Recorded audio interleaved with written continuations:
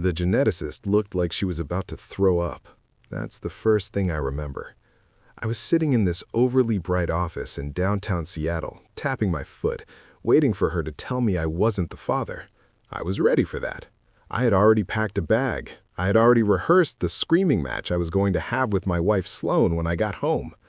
But the woman across the desk didn't say I wasn't the father. She didn't even make eye contact. She just slid a piece of paper across the glass table with 2 fingers like it was radioactive. She said, "Mr. Davis, we ran the sample you brought us, the swab from the infant." I said, "Okay, and?" She took a breath that sounded like a rattle in her chest. She said, "The sample isn't human.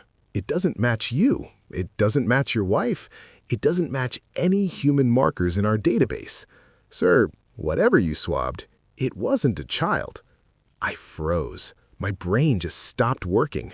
I told her, "I swabbed my son. I swabbed him while he was sleeping in his crib."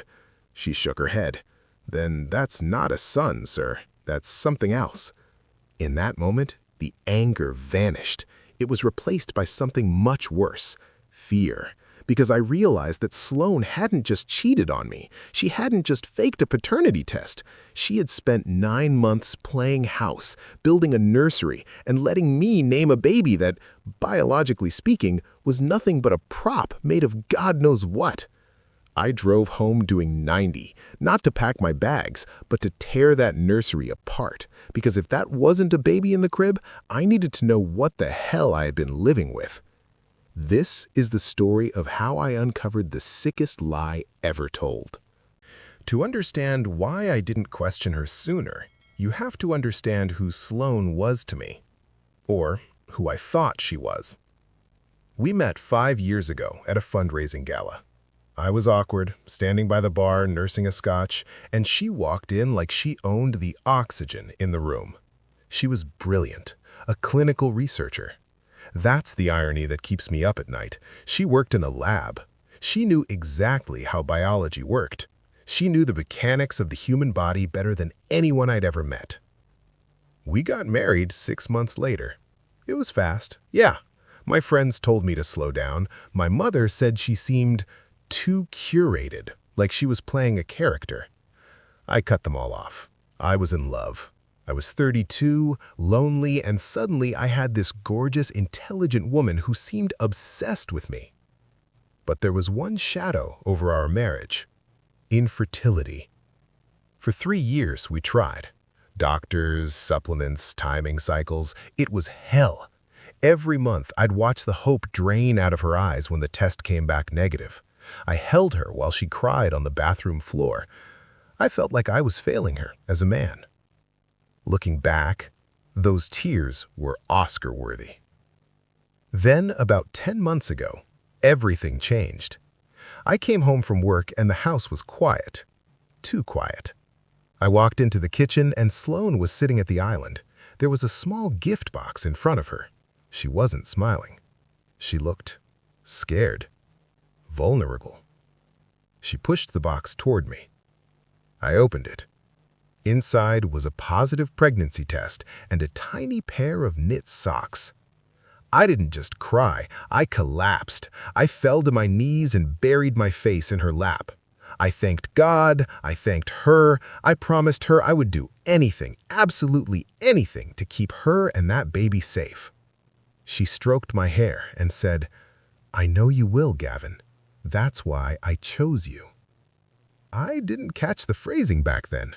That's why I chose you. Not, "I love you," not, "We're so lucky," but "I chose you," like I was a candidate for a job opening she needed to fill. The next few months were the happiest of my life. And this is where her sickness really shines. She didn't just fake a bump, she faked the symptoms. She would run to the bathroom in the morning and retch. She claimed she had cravings for specific weird foods, pickles dipped in peanut butter, ice chips. She complained about her back. She even bought a Doppler machine, one of those at-home heart rate monitors. She would put the gel on her stomach, move the wand around, and play the sound of a heartbeat for me. Thump, thump, thump, thump. I fell asleep listening to that sound. I talked to her stomach every single night. I told David about my dad, about baseball, about how much I couldn't wait to meet him. I was talking to a pillow. I was listening to a recording she'd probably downloaded off YouTube. But the most dangerous part of a lie that big is that you have to protect it. And to protect a fake pregnancy, you have to isolate the victim. That's when the walls started going up. That's when the perfect wife started getting paranoid. And that's when I should have realized that the woman sleeping next to me wasn't nesting. She was hiding. The first crack in the glass happened around the 7-month mark. I came home early from work one Tuesday. I had a half day and wanted to surprise her with lunch. I walked in the front door and she was standing in the kitchen, reaching for a heavy cast iron pot on the top shelf. She was stretching fully upward, standing on her tiptoes. Now, anyone who's been around a pregnant woman in her 3rd trimester knows that movement is impossible. Your center of gravity is off, your back hurts. You don't move like a gymnast. But Sloane did. She moved with this fluid, athletic grace. When the floorboard creaked under my foot, she snapped. Her body language changed instantly. She hunched over, grabbed her lower back, and let out this sharp exhale of pain. It was like watching a switch flip. One second, she was an athlete. The next, she was a fragile, heavily pregnant woman. I asked her, "Should you be reaching like that?" She snapped at me. "I'm pregnant, Gavin, not invalid. Don't micromanage me." I let it go. I told myself I was being paranoid. But then came the doctor appointments. For the entire pregnancy, I wasn't allowed in the exam room. Not once. She had an excuse every single time. First, it was hospital policy. Then it was that her specific doctor, a specialist named Dr. Eris, had a strict privacy rule because he dealt with high-risk pregnancies. I'm a smart guy, or I thought I was. I should have called the clinic. I should have driven down there. But she played the stress card. She told me that my constant questioning was raising her blood pressure and endangering the baby. "Do you want me to lose him, Gavin?" she asked me one night, tears streaming down her face. "Because if you keep stressing me out, I might." That shut me up. She weaponized my fear of losing the baby against me. Then came the birth, or the event she called the birth. She didn't want a hospital. She insisted on a birthing center 2 towns over, a place that looked more like a spa than a medical facility. When the contractions started, we drove there. They separated us immediately. A nurse, who I later realized never actually showed me a badge, blocked me at the door. "Mothers only for the prep," she said. I sat in that waiting room for 6 hours. I didn't hear screaming. I didn't see nurses running. It was dead silent. Finally, Sloane walked out. She wasn't in a wheelchair. She was walking, holding a bundle and a thick blue blanket. She looked exhausted, sure. Her hair was messy, but there was no sweat, no puffiness in her face. She handed me the bundle and whispered, "Meet David." I looked down. All I could see was a tiny nose and a hat pulled low. I went to pull the blanket back to see his hands, to check his fingers. You know, the things dads do. Sloane grabbed my wrist, hard. Her nickel nails dug into my skin. "He's cold," she hissed. "Don't expose him. The air in here is full of germs." We drove home with the baby in the back seat. I was driving the speed limit, terrified, but I kept looking in the rearview mirror. The baby didn't cry. He didn't move. He just lay there in the car seat, perfectly still. I felt a pit in my stomach. I thought, is there something wrong with him? Is he sick? I asked Sloane, "Is he breathing okay? He's so quiet." She looked out the window, watching the trees pass by. "He's a good baby, Gavin. He's just like his mother. He knows when to be quiet." That sentence made my blood run cold. But I didn't know the half of it yet. They say having a newborn is chaos. Sleepless nights, constant crying, diapers everywhere. My house was like a museum. It was pristine, and it was silent. For the first 4 weeks, I didn't hold my son. Not once. Sloan told me that Dr. Harris, that specialist I never met, had diagnosed David with a severe autoimmune deficiency. She called it the bubble boy condition. She said his white blood cell count was basically 0. If you touch him, Gavin, you could kill him, she told me. You go to work. You take the subway. You're a walking biohazard. So I lived in the guest room. I showered 3 times a day. I scrubbed my hands until they bled, praying that maybe if I was clean enough, she'd let me hold him. But the goalpost kept moving. She kept the nursery kept at a subarctic temperature. The curtains were always drawn. Light hurts his eyes, she said. Heat makes him rashy, she said. I would stand in the doorway, peering into the gloom, looking at the crib. I could see the shape of him under the blankets. He was always sleeping. Always. I asked her, does he ever wake up? Does he ever cry? She looked at me with those dead, shark-like eyes and said, I take care of him when you're at work, Gavin. By the time you come home, he's exhausted. Why are you looking for problems? Are you hoping he's sick? See? That's how she did it. She turned my concern into an accusation. She made me feel like a bad father for asking why my son acted like a comatose patient. But the lie was getting too big. Physics was starting to catch up with her. Babies grow, they move, they eat. I realized I never saw any dirty diapers in the trash. I never saw cans of formula or breast pumps. When I asked her, she said she used a medical disposal service that came by during the day to take the hazardous waste because of his condition. It sounded crazy, but when you're in the middle of it, you don't want to believe your wife is a monster. You want to believe she's just a terrified mother protecting a sick kid. Then, about 6 weeks in, I came home early again. I didn't announce myself. I walked in through the garage. The house was dead quiet as usual. I walked toward the kitchen and I heard a sound that made me stop breathing. It was the microwave beeping. Then the sound of a blender. I peeked around the corner. Sloan was standing there. She wasn't making baby formula. She was standing over the counter with a raw steak. She was cutting it into tiny, tiny strips. Then she threw the raw meat into the blender with some red liquid. Beet juice, maybe? Or food coloring? She blitzed it into a thick red slurry. I watched, paralyzed. I thought, is she on a weird diet? Then she took a diaper, a brand new baby diaper, poured the meat slurry into it, folded it, and put it in a sealed biohazard bag. She was making dirty diapers. She was manufacturing evidence. I backed away into the garage, heart hammering against my ribs. I sat in my car for an hour, just staring at the steering wheel. Why would a mother fake a dirty diaper? There was only one answer, but my brain refused to accept it. Because if she was faking the waste, that meant there was no baby digesting food. And if there was no baby digesting food, then what the hell was sleeping in the crib upstairs? That night, I decided I was done asking permission. I was done being the supportive husband. I waited until 3 a.m. I waited until I heard Sloan's breathing deepen in the master bedroom. I got out of bed. I didn't turn on any lights. I crept down the hallway to the nursery door. It was locked. She had installed a keypad lock on the nursery door, inside her own house. I stood there, hand hovering over the keypad, and I realized that whatever was on the other side of that door wasn't a child. It was a secret she was willing to destroy me to keep. I didn't sleep that night.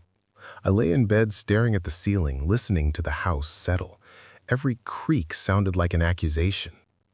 The next morning, I played the part. I drank my coffee, kissed Sloan on the cheek, and told her I had a big presentation and would be home late. She didn't look up from her phone.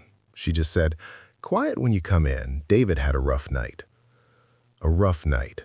A baby I hadn't heard make a sound in 6 weeks had a rough night.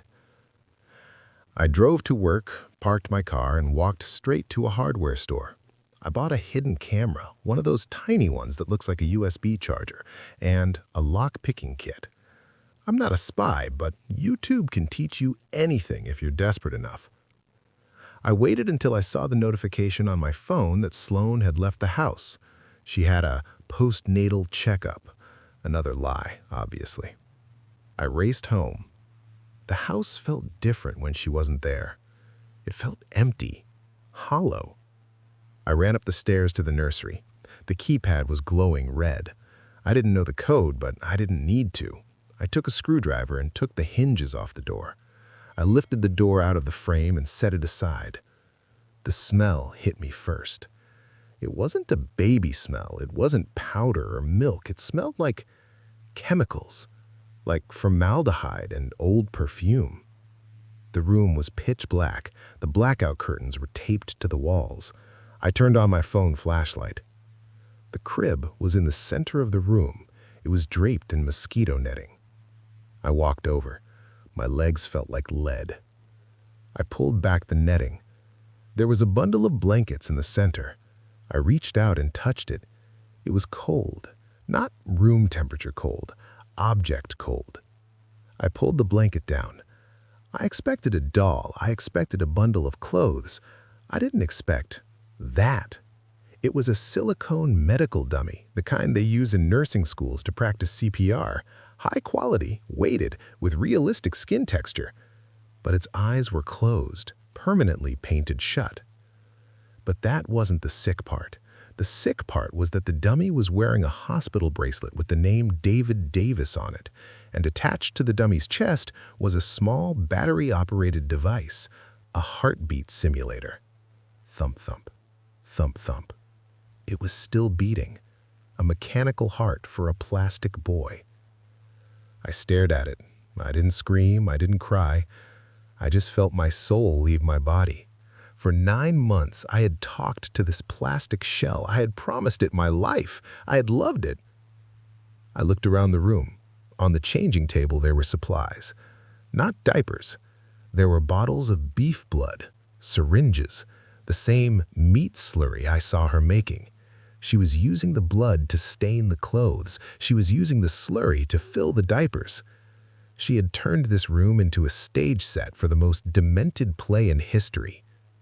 And then I saw the notebook. It was sitting on the rocking chair, a leather-bound journal. I opened it. It wasn't a baby diary. It was a script, literally. Page 1, week 4. Feign morning sickness, vomiting schedule, 7 a.m., 6 p.m. Page 20, week 12, fake ultrasound. Use image derived from Google, search 12-week scan generic. Page 40, the birth. Bribe midwife at holistic center, cost $5K. And then, the last page, the entry for today. Objective. Maintain illness narrative until Gavin receives inheritance payout. Then stage tragic Sid's death. Grieve for 6 months. Divorce. She was planning to kill him. She was planning to kill the plastic baby that never existed. Blame it on Sid's, take my money, and leave. I heard the garage door open downstairs. Sloan was home. I had the notebook in my hand, I had the dummy in the crib, and I had about 30 seconds before she walked up those stairs and realized her world was about to burn. I didn't confront her. Not yet. I put the notebook back. I fixed the netting. I grabbed the door and jammed the hinges back in as fast as I could. I ran into the guest room and dove onto the bed just as I heard her footsteps on the landing. She paused outside my door. I held my breath. Then she walked to the nursery. Beep, beep, beep, beep, click. She went in. She didn't know I knew, and that gave me the one thing she didn't have, the element of surprise. Most men would have packed a bag.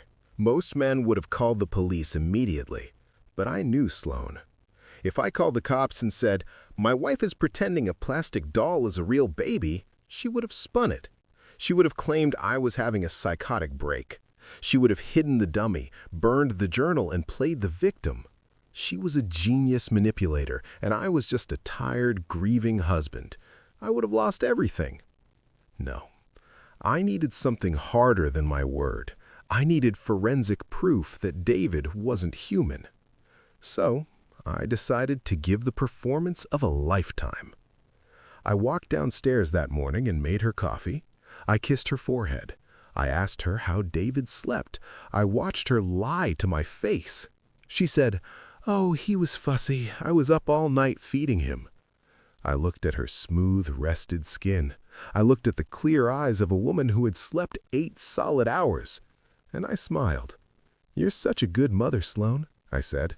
"I don't know how you do it." That was the key. Flattery. I had to make her feel safe. I had to make her feel like her lie was impenetrable. For the next 3 days, I became the perfect husband. I stopped asking to see the baby. I stopped asking about the doctor.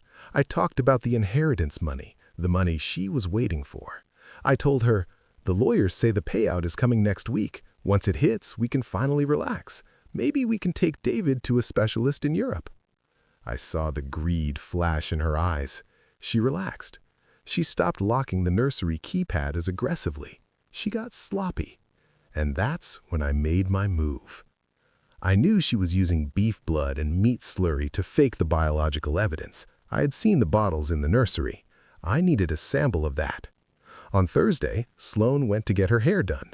She felt confident enough to leave the house for 3 hours because she thought I was at work. But I wasn't at work. I was parked down the street. As soon as her car turned the corner, I went back in. I went straight to the nursery. I ignored the dummy in the crib. I went for the mini fridge she kept in the corner, the one she claimed was for breast milk. I opened it. There was no milk, just vials of red liquid and a Tupperware container of raw liver. I took one of the vials. It was labeled Sample, Heavy Iron. I dipped a sterile medical swab, the kind I had bought from the pharmacy, directly into the vial of red liquid. I soaked it thoroughly, then I sealed it in a plastic evidence tube. This was the trap. I wasn't going to test David. I was going to test the lie itself. I drove straight to a private genetic testing lab in the city, not the hospital she used, a private third-party forensic lab. I paid for the expedited service, the 24-hour rush package. The technician asked me, "What are we testing for, sir? Paternity?" I looked at the vial of blood in his hand. I knew it wasn't human blood. It was probably cow or pig or whatever she bought at the butcher shop. I said, "Yes, paternity. I want to know if that blood belongs to my son." I knew the answer would be no, but I didn't expect the answer to be biological comedy. I went home and waited. Those 24 hours were the longest of my life. I sat at dinner with her. I watched Netflix with her. She talked about our future. She talked about buying a vacation home once the inheritance came through. "It'll be good for David," she said. "The sea air." I nodded. "Yeah, he'll love the ocean." I was imagining her in handcuffs. I was imagining the look on her face when the police dragged her out. But I had to wait for the email. The next afternoon, I was at my office. My phone buzzed. Subject: Genetic results. Priority. I opened the PDF.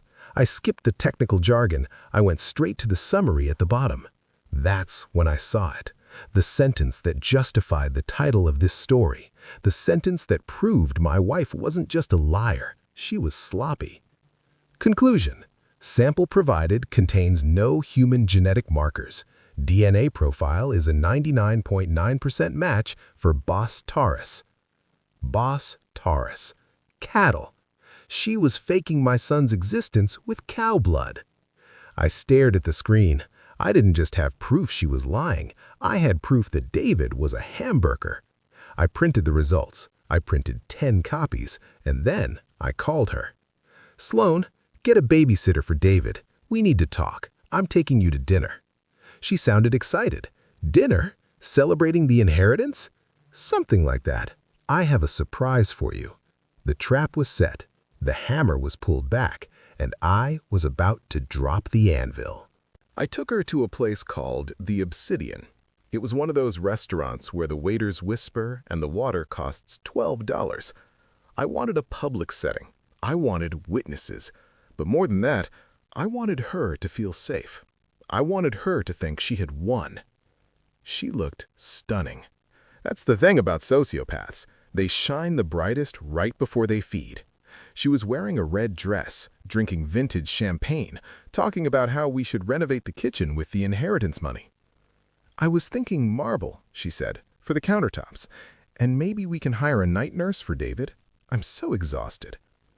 I took a sip of my water. A night nurse sounds great, I said, although I don't think they cover veterinary care. She paused.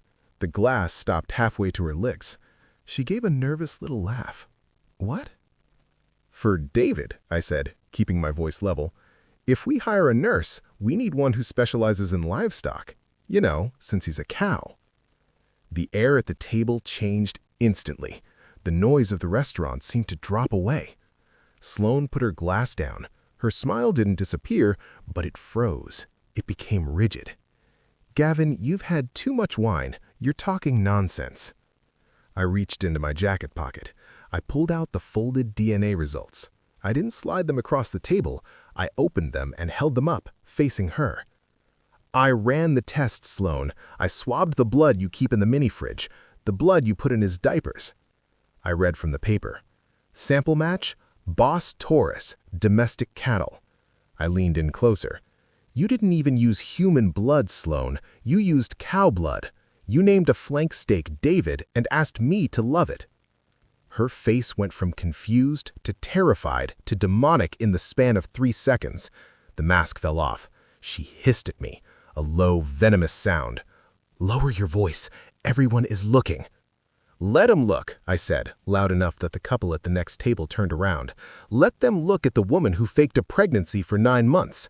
Let them look at the woman who keeps a silicone doll in a crib and plans to kill it for an inheritance check. She grabbed her purse. Her hands were shaking so hard she knocked over her champagne flute. The glass shattered. I'm leaving. You're insane. I'm calling the police. Sit down, I said. It wasn't a request. It was an order. You don't need to call the police, Sloane, because I already did. She froze. She was halfway out of her chair.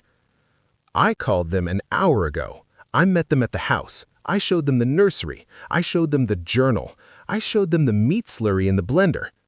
Her skin turned the color of ash. You went inside the nursery? Yeah, and so did the fraud investigators from the insurance company. Turns out, attempting to defraud an estate for $2 million using a fake child is a felony. A big one. She sank back into the chair. She looked small. The powerful researcher was gone. The perfect mother was gone. She looked at me with tears in her eyes. Real tears this time. Tears of self-preservation.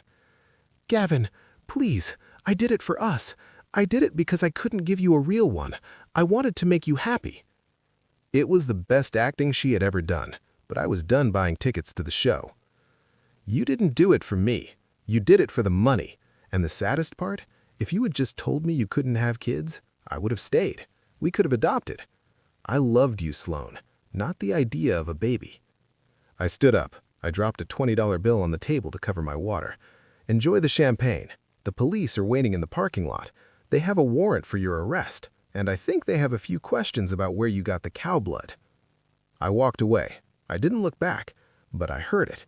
I heard the sound of a woman screaming my name, followed by the commotion of officers entering the restaurant. It wasn't a victory. It was a funeral. But at least the ghost haunting me was finally gone. I didn't stay to watch them put the cuffs on her. I saw the flashing lights reflect off the restaurant window, and that was enough closure for me. The trial was short. Sloane's lawyer tried to plead insanity. They tried to paint her as a grieving woman who had a psychotic break after years of infertility. It was a good angle. It almost worked. But then the prosecution brought out the notebook. They read the entries about the meat slurry. They showed the receipts for the cow blood. They showed the calculations she had made about the inheritance payout dates. That wasn't psychosis. That was commerce. She wasn't crazy. She was cold. The jury didn't look at her with pity. They looked at her like she was a different species, something that looked human but lacked the basic wiring for empathy. She was sentenced to 7 years in federal prison for attempted fraud, identity theft, and forgery. The judge also issued a permanent restraining order.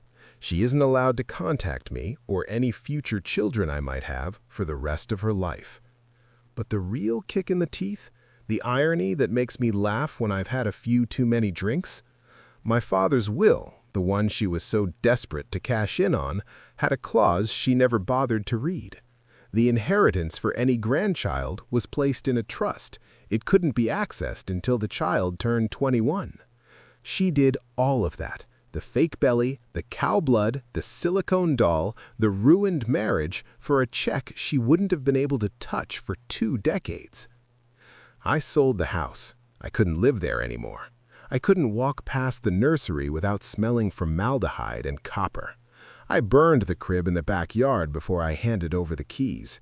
It felt good. It felt like an exorcism. I'm rebuilding now. It's slow. I have trust issues, obviously. When I meet a woman, I find myself looking for cracks in the performance.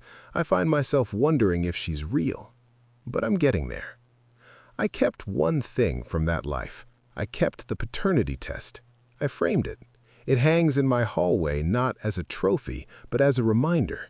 A reminder that people will show you exactly who they are if you watch closely enough.